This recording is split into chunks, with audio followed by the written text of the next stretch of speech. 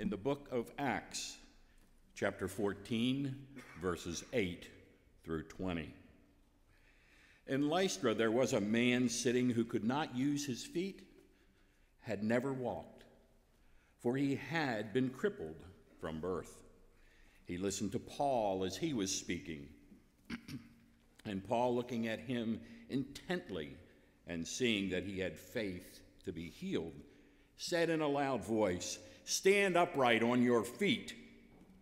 And the man sprang up and began to walk. When the crowd saw what Paul had done, they shouted in the Lycaonian language, "The gods have come down to us in human form." Barnabas they called Zeus, and Paul they called Hermes, because he was the chief speaker. The priest of Zeus, whose temple was just outside the city, brought oxen and garlands to the gates. He and the crowds wanted to offer sacrifice. When the apostles, Barnabas and Paul, heard of it, they tore their clothes and rushed out into the crowd, shouting, "Friends, why are you doing this? We are mortals just like you, and we bring you good news, that you should turn from these worthless things to the living God, who made the heaven and the earth and the sea and all that is in them.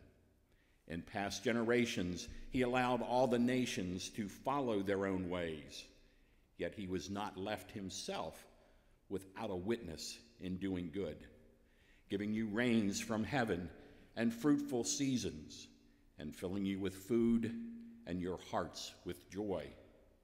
Even with these words, they scarcely restrained the crowds from offering sacrifice to them. But Jews came from Antioch and Iconium and won over the crowds. Then they stoned Paul and dragged him out of the city, supposing that he was dead. But when the disciples surrounded him, he got up and went into the city. The next day, he went on with Barnabas to Derbe. Here ends the lesson.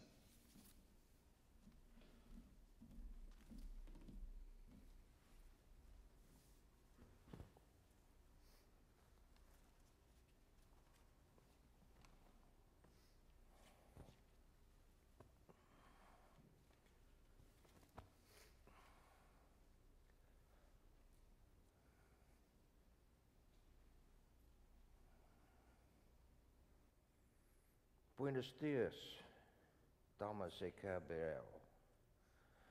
Mi nombre es José. Salud. Good morning. Good morning. My name's Jose. I live outside C.A.R.E. in Honduras. In March, people came to our village. I heard they were coming. I walked from 2 o'clock in the morning over the mountain to get to the village because these Americanos were to bring help, maybe to heal.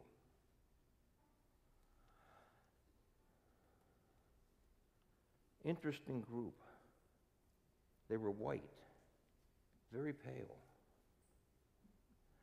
and young.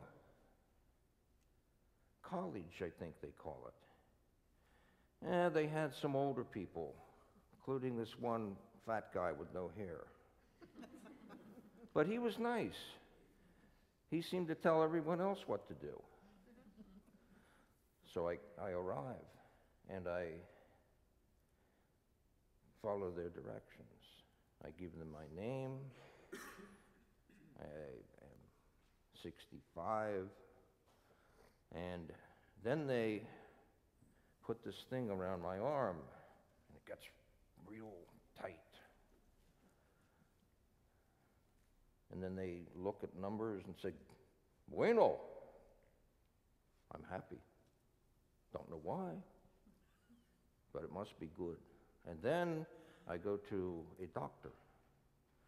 he speaks Spanish. I think this one was Cuban. And I tell him, I have pain here. I can't see well.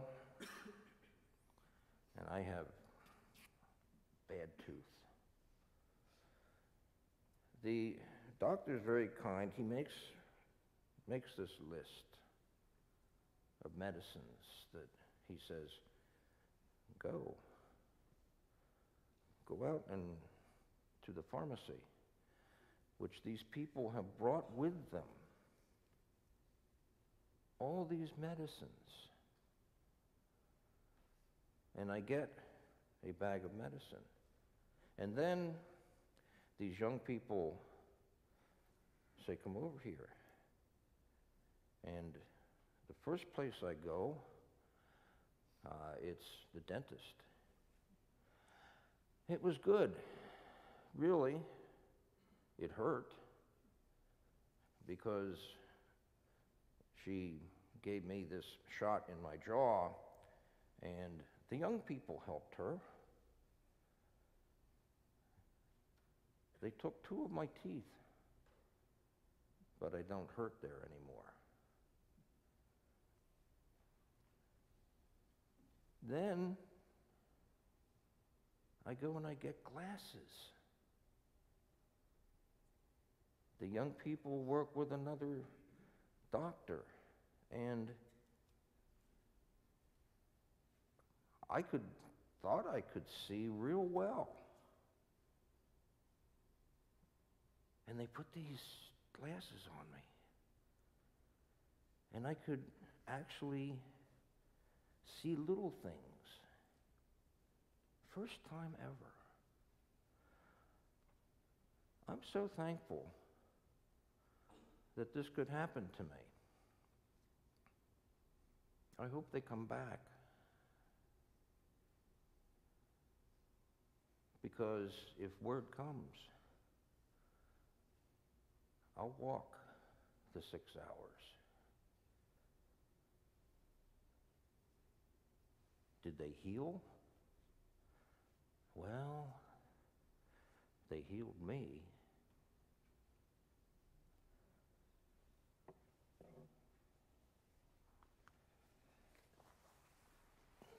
Three years ago,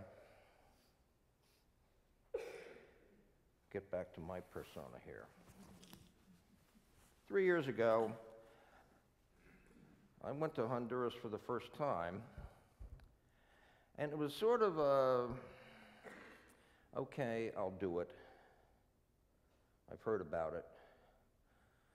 A fellow Rotarian in the Lancaster Rotary Club with me by the name of Steve Menser would give talks at Rotary occasionally about the work he was doing and his group was doing in Honduras. The acronym is C.A.R.E, C-A-R-E. This C.A.R.E stands for Central American Relief Efforts. Well, I had that kind of curiosity. You know, I like my free time to do what I want to do. And the thought of going to Honduras in July was not high on my list. And it was a mission trip. Well, I was a little nervous about mission trip. You know, I go to church, but I didn't see myself as a Bible-pounding evangelist, and that was sort of what I thought of mission trip. You'd go, you'd do something, and you'd try to convert them. Didn't think much of that. I can't tell you why I chose to go in July of 2010. I now know why. It wasn't my choice. It was God's choice. And as we all know, God works in strange ways. I was a semi-retired, comfortable 62-year-old. Now, what is a 62-year-old going to go down to Honduras for? go away from my nice air-conditioned vehicle, go away from my air-conditioned home, go away from 3 meals a day, to what? Poverty. Poverty that was inconceivable. And you know, I had traveled many places and thought, oh yes, I've seen how poor this Caribbean island is. Or, you sort of look around behind the tourist areas, say, oh man, they must be really poor. Sort of look, let's look at it from over here, but let's not get too close until July of 2010. I got down there and we did clinics in rural villages such as the one Jose came from. And C.A.R.E is a village where a clinic was held. When we have clinics, word is put out, often by word of mouth, because in rural Honduras, there is very little anything. No cell phones, little electricity. Your travel is four-footed. We get to villages which are only maybe 10 miles from where our center of operations is in a town called C.A.R.E. That's the actual name. Yes, you perspire in C.A.R.E. because it is hot. March, we had 7 days in a row of over 100. You get used to it. Now, our hotel is air conditioned, but nothing fancy, believe me. And these villages, we have to go by four-wheel drive.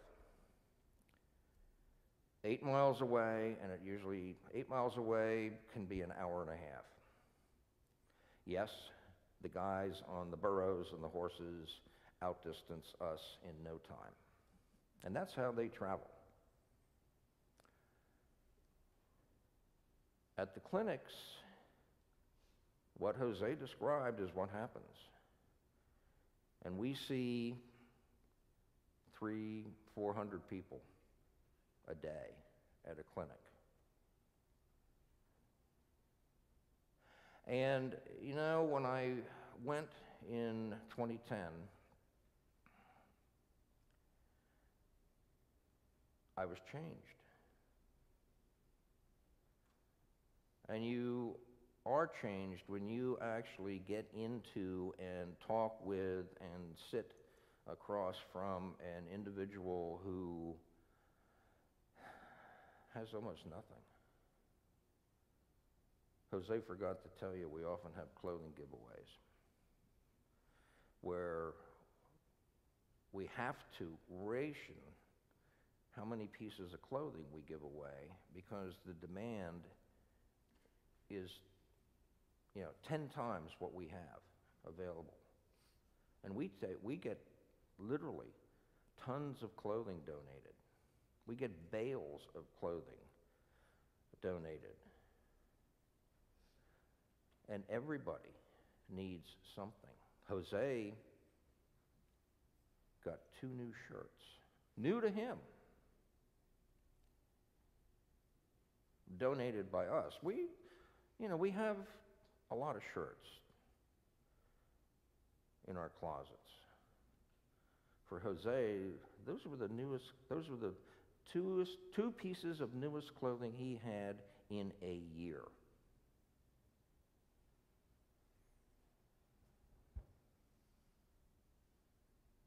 Flip-flops.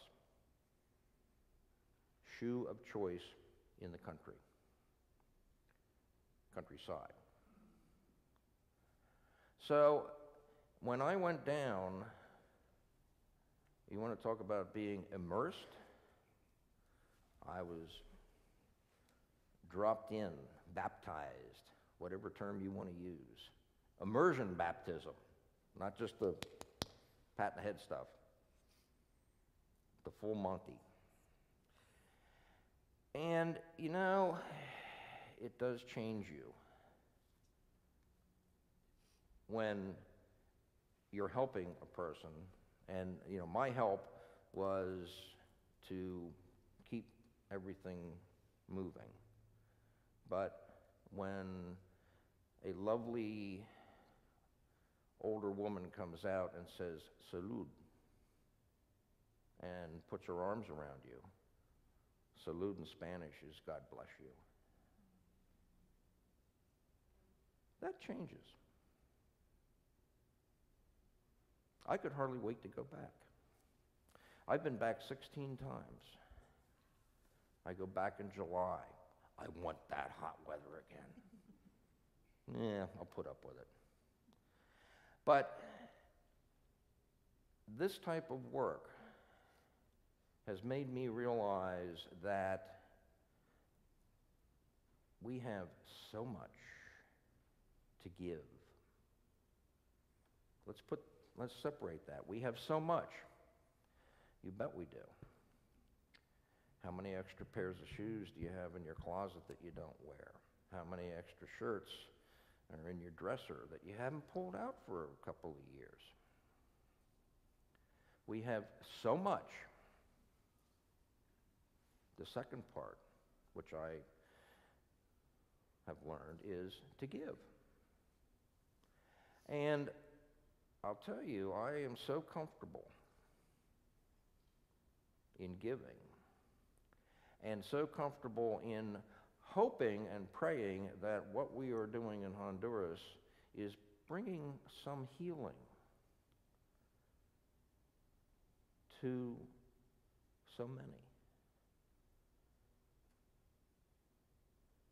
It has me going back again and again. And I understand what the value of the word giving is now. Let me give you some numbers. Some of the slides that you're seeing up there, you see township soccer. That's Mannheim Township.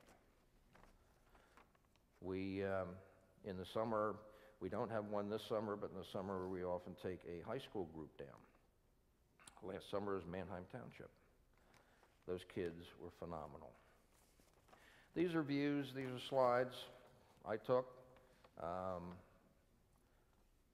of our times in Honduras. There's a dentist teaching kids how to brush their teeth. We go to schools as well as conduct these clinics. And many school children, particularly in elementary, they've never brushed their teeth. So we take toothbrushes and toothpaste to give to them, and we teach them how to brush their teeth. Pretty simple. Well, for some it is. Some of these kids, they get that toothbrush and they get that kind of sticky stuff, and it ends up all over their face. And we've had some who are terrified. You put this bristly thing in your mouth.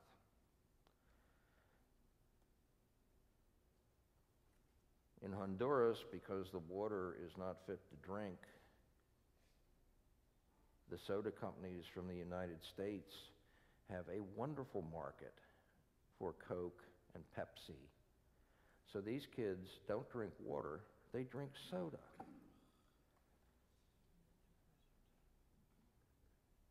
We try to help. We try to heal. Let me end with some numbers.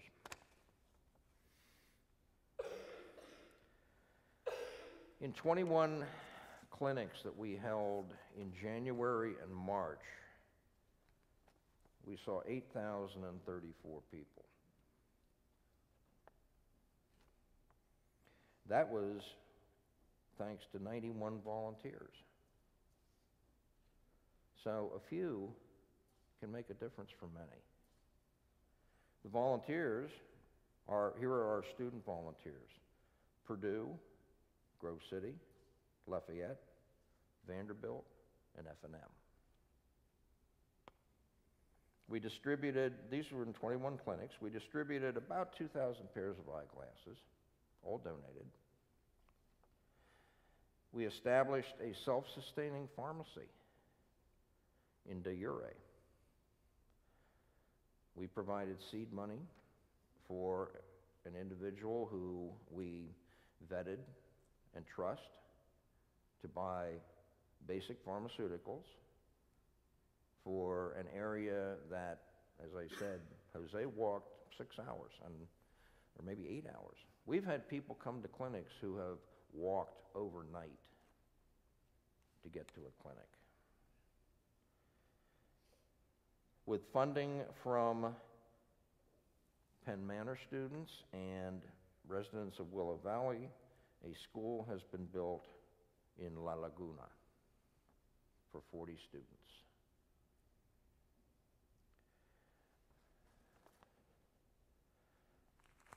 These meals. Kids Against Hunger is another volunteer organization, charitable organization, that found out about us, and we are partnering with them. We provided nutrient-enhanced meals for a full year for children at 32 schools, which is about 1,650 children. Meals for a year, about 250,000 meals through this. Now, the Hondurans are very resourceful. They put different spices in this, they put different, for instance, local vegetables and things, and I've had it. It's really very good. Not by itself, it's not terribly good, but you enhance it. And you get basically 100% of all your nutrients in that. And there are how many did I say before? 12. Yeah, there are 12 servings in here. We collect medical supplies from wherever we can find them. And earlier this spring, we filled a shipping container, which is about the size of a tractor trailer, with medical supplies, and are distributing them in the area we work in southwest Honduras. In that shipping container was the entire doctor's office of a doctor locally who retired and said, take it. Huge, huge help. We also work with a charity called Free Wheelchair Mission. And we are arranging to receive a shipping container that has 550 wheelchairs in it. Now, they're unassembled, and they're not wheelchairs like you and I are used to. And you may chuckle a little bit, but it is a plastic lawn chair with bicycle wheels. When you have nothing, anything is important. So, we have so much. And how do we use it? Do we use it to give? Do we use it to heal? Maybe all of the above.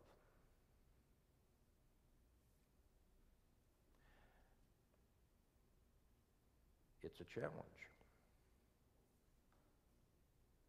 but it's worth every second. Amen.